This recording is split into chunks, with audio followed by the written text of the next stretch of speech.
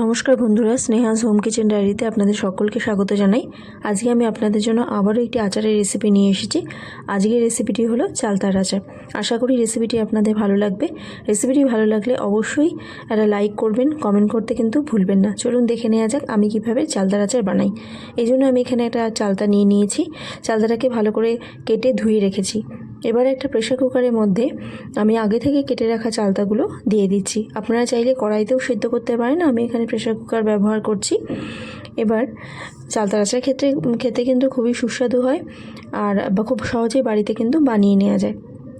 এবার আমি সিদ্ধ করার জন্য হাফ গ্লাস মতো জল দিয়ে নিয়েছি আর দিয়ে নিচ্ছি সামান্য নুন আর সামান্য হলুদ। সব উপকরণগুলো দেওয়ার পরে আমি প্রেসার কুকারে ঢাকনা দিয়ে একটা সিটি দিয়ে আমি চালতাটাকে সেদ্ধ করে নেব। এবারে একটা ভাজা মশলা বানিয়ে নেব। ভাজা মশলা বানানোর জন্য আমি কয়েকটা উপকরণ এখানে দিয়ে নিচ্ছি। 2 চামচ মতো গোটা ধনে, 2টো শুকনো লঙ্কা, 1 চামচ মতো গোলমরিচ, 2 চামচ মতো মৌরি আর 2 চামচ গোটা জিরে দিয়ে নিচ্ছি। চালতার আচারের প্রধান উপকরণ হচ্ছে কিন্তু এই মশলাটা যদি আপনারা বানিয়ে রাখেন তাহলে আপনারা বাড়িতে অন্য যে কোনো আচার বা চাটনি যাই বানান না কেন সেখানে এই মশলাটা ব্যবহার করলে তার স্বাদ কিন্তু দ্বিগুণ হয়ে যায়। খুব বেশি আমি কিন্তু এখানে মশলাটাকে ভাজবো না, পুড়িয়ে ফেলবেন না মশলাটা, হালকা ড্রাই রোস্ট করবেন। হালকা ড্রাই রোস্ট করার পরে দেখুন আমার হয়ে গেছে ড্রাই রোস্ট করা। এবার আমি একটা মিক্সিং জারের মধ্যে গোটা মশলাটা ঢেলে নিচ্ছি। ঢেলে নেওয়ার পরে আমি এবার এটাকে গুঁড়ো করে নেব। মশলা দেখুন গুঁড়ো করা হয়ে গেছে। এবার এটাকে একটা বাটির মধ্যে ঢেলে নিচ্ছি। কেমন মশলা গুঁড়ো করা হয়েছে আশা করি আপনারা দেখতে পাচ্ছেন। এবার দেখুন আমি এরকম গুঁড়ো করে নিয়েছি। মশলা গুঁড়ো করার পরে দেখুন এটা চালতাও সেদ্ধ হয়ে গেছে এবং আমি এটা জল ঝরিয়ে নিয়েছি। এবার হাতের সাহায্যে একটু কচলেও নিয়েছি চালতাটাকে।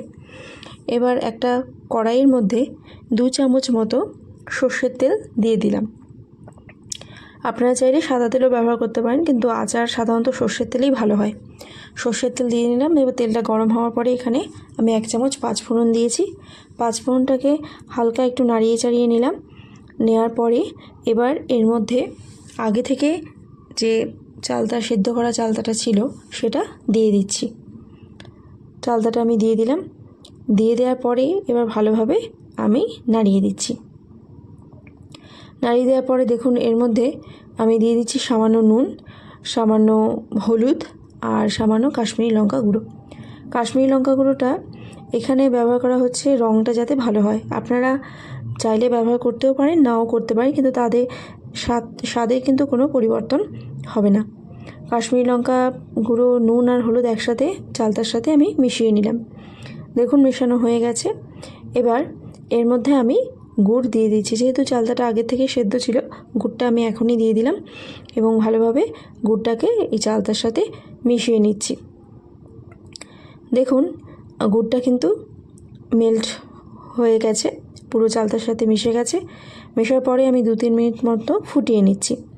ফুটিয়ে নেওয়ার পরে আমি দেখুন ভালো মতো ফুটে গেছে। এবার এর মধ্যে আমি 1 চামচ মতো বিট নুন দিয়ে নিচ্ছি। বিট নুনটা দেওয়াতে কিন্তু স্বাদটা আরও ভালো হয়। বিট নুন দিয়ে নিচ্ছি। এখন দেখুন কার জিভে জল এখনই চলে এসেছে। এবার এর মধ্যে আমি ভাজা মশলাও দিয়ে নিলাম। যে মশলাটা আমি বানিয়ে রেখেছিলাম সেটাই দিয়ে দিচ্ছি। মশলাটা কিন্তু চালতার পরিমাণের উপরে নির্ভর করবে। যদি বেশি হয় তাহলে মশলা অবশ্যই বেশি দেবেন, কম হলে কম করে দেবেন। এবার ভালোভাবে মিশিয়ে নিলেই কিন্তু চালতার আচার তৈরি হয়ে যাবে। তৈরি হয়ে গেল ঘরোয়া পদ্ধতিতে খুব সহজেই চালতার আচারের রেসিপি।